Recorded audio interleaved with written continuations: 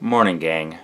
As my fans know, I had my charity event gaming marathon this weekend, so as of recording this, I've been up for a little over 30 hours now. I'm exhausted, so we're just going to get to a softball older video this week. So, got my timmies? Let's take a look at why creationism is real.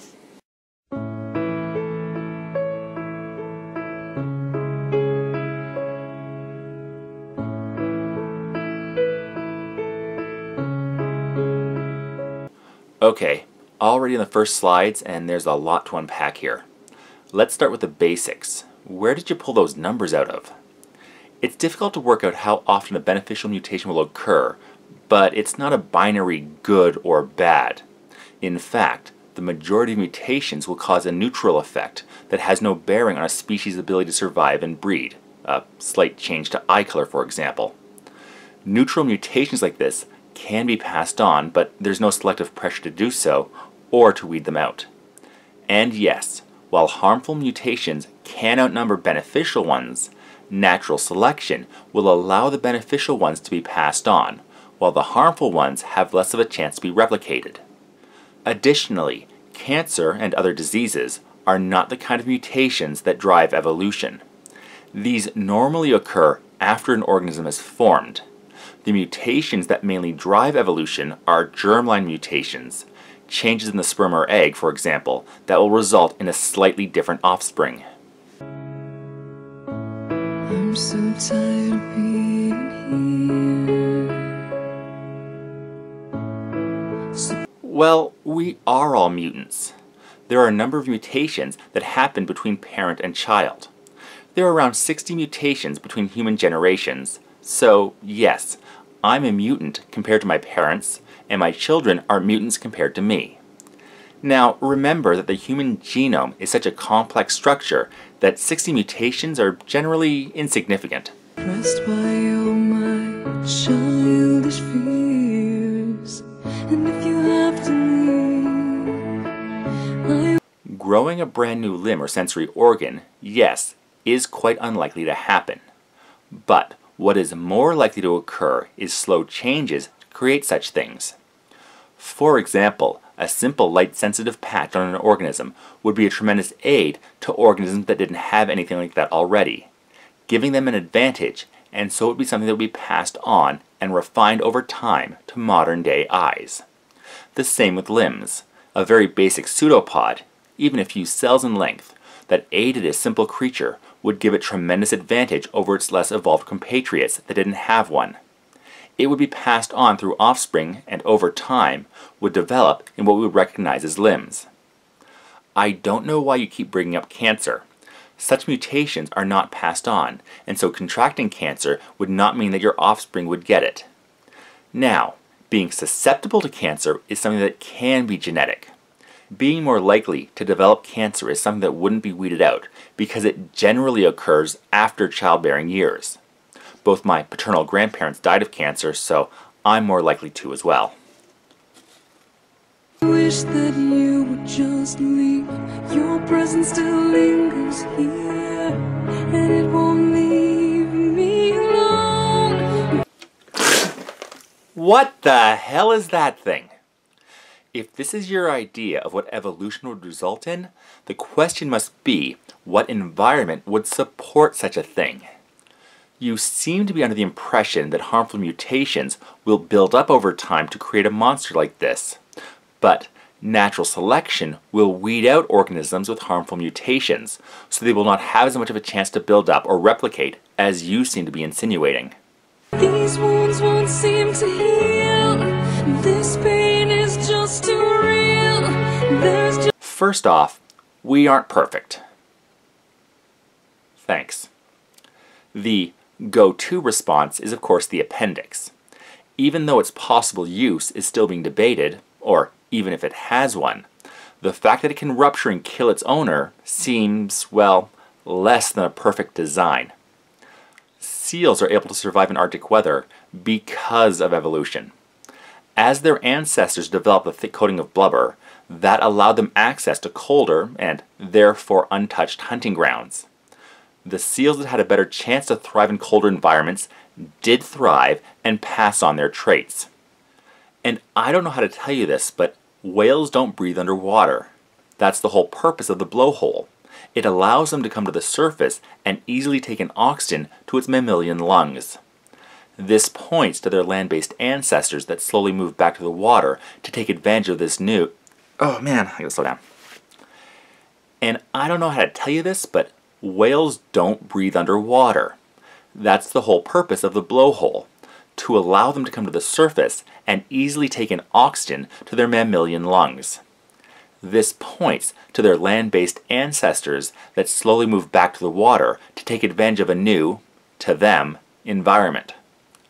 Living things aren't perfect, but they seem to fit well in their environment because the less fit ones have less of a chance to survive and are weeded out. It's too much that time cannot erase. When you cried, I'd wipe away all of your tears. When you... Seriously? We're going full banana man on this? Fine. The reason that a banana turns black is because the skin contains ethylene hormones which hasten ripening. High amounts of ethylene cause the yellow pigments in the banana to decay and turn brown or black. But you have your reasoning backwards. Fruit doesn't change color as a signal to people when it's ripe or has gone bad. But we can use the visual clues to determine the ripeness of it. We're not even going to get into how the modern banana has been cultivated by man to its current form. scream, I'd fight away all your fears. Yes, scientists can be wrong. That's actually built into the scientific method itself. As new evidence is provided, old theories can, and should be, overturned. As new understandings get put into place, we refine our knowledge to be more and more accurate. Yes, scientists have been wrong in the past, but proving theories wrong is another aspect of science that is necessary. And I held your hand. Even if the Bible were contradiction-free, which, well, takes some mental gymnastics to come to that conclusion, that doesn't mean that it's true. I can make a number of statements that do not contradict themselves, but that doesn't mean those statements are correct. These statements don't contradict themselves, but that doesn't mean what they claim is true. And through all these years, will you still? That's because the evolution you've been talking about in this video is in regards to biological evolution through natural selection, which has nothing to do with the origin of the universe. That has more to do with cosmology than biology. And if you're talking about the Big Bang, that's not an explosion, but an expansion of heat and energy, which coalesced into hydrogen and other light elements, which then formed into stars, creating heavier elements.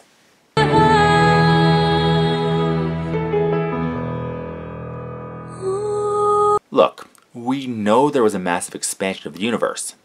If you turn on your TV and see the black and white snow the reception pulls up, that's the leftover radiation from the Big Bang. And the movement of every galaxy away from one another shows its expansion. We don't know for sure what caused it, and perhaps never will, but we can be confident that it occurred.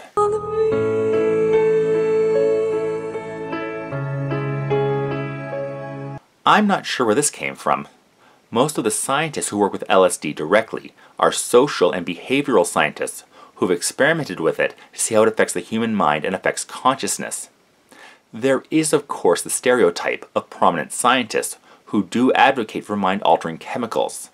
And, of course, to get an advanced degree in science, you need to go through a lot of schooling, and there's the common view of students experimenting with different drugs while obtaining a higher education. What do you want? I'm exhausted. And it doesn't matter how scientists come up with their ideas. What matters is if they can prove it.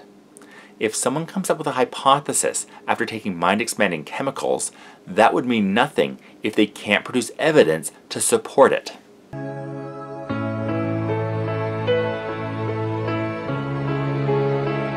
To start with, 3 days? Where'd you get that number from? we have no idea when or how long it took to form the first self-replicating molecules. The formation of such would be a very rare event, but only had to happen once. It's not occurring all the time. Once there were molecules that could continue to make more of themselves, that's when we started getting the diversity of life. You used to captivate me by your resonating light. Now I'm As I said, the formation of self-replicating cells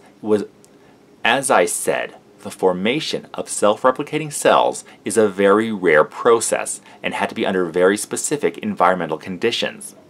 A glass of tap water would not have the required makeup to result in molecules that could create other molecules similar to themselves. Okay, maybe tap water from Michigan. Additionally, even if such an event were to occur, single-celled organisms would be what scientists call very, very small, and you probably would not be able to locate a single one in a glass of water. my once pleasant dreams. Your voice it chased away all the sanity in me. These wounds won't seem to heal. This pain is just too real. There's just too much that time cannot erase. Interesting. I know you said you were going to be unbiased, but you seem to be deliberately using the worst pictures you could find for specifically religious countries to promote your beliefs. That seems almost to be the definition of bias, and is also untrue. Studies have shown that the less religious a society is, the better off it appears to be. So, if we're going by your hypothesis that the better quality of life a society has, the more likely their beliefs are true, then the ones without as much religious domination are the ones with the correct views on the existence of a deity. When you scream, I Interesting claim, but a claim in itself is not proof. In fact, you claimed you'd be able to prove creation true in this video, but you haven't proven anything. Even if evolution was disregarded somehow, that doesn't mean that creationism would therefore fill the gaps in our knowledge. We would go back to saying, we don't know in regards to what caused the diversity of life. If you want to prove that creationism is true, you need evidence to substantiate it, not simply misunderstanding current theories. hide away all of your fears, and I held your First off, classy. I'm not trying to insult you. I'm trying to educate people on why claims like this do not disprove, but in fact show a misunderstanding of evolutionary theory. As for the laughing at me in hell part, well, there's only one way I can respond to that. Sing along if you know where this is going. I really don't care, in fact I wish him well, 'cause I'll be laughing my head off when he's burning in hell. Even if you were able to disprove evolution through your claims, it wouldn't mean that creationism is true by default. It would only mean that we couldn't explain the diversity of life on this planet. But you would still be no closer to proving it was done by any outside intelligent source, let alone the deity you claim. Anyway, I've been up for way too long. Cue the music. I'm going to bed. No! Sleep! Till Brooklyn! Really? That's what we're going out on? Night all.